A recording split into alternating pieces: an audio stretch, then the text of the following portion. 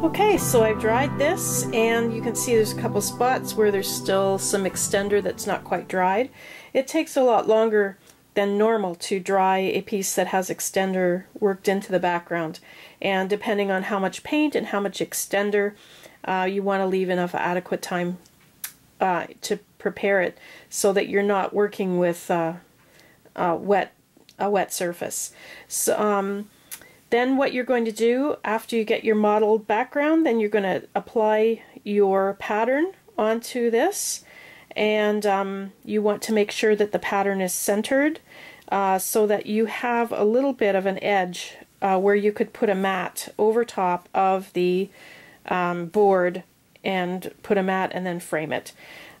So you can see that all of these areas are nice and soft. There's a little bit of direction showing here and some here, and you can imagine that these would be in the background. These would be like bushes or leaves that are just in the background, creating some movement and some variation of color.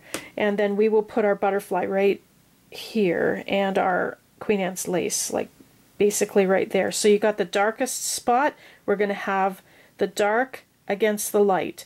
So the darkest spot on the board will have the lightest item on it, which is the butterfly up here and the Queen Anne's lace down here. And then the rest of it's all nice and mottled, and it sort of frames your main subject and adds a lot of interest. So I hope you enjoy doing this modeling technique.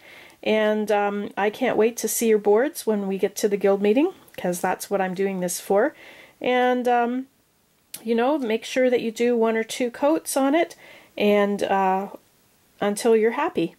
Just, that's good. And you can keep adding in the greens and the blues. Just keep adding them back in. If you lose something and you want to put it, then just put another layer on after you dry it. And you can play with this for as long as you want. The more you play with it, the deeper and the more vibrant and the more interesting your background will be. Don't just stop at 1 coat, try a couple.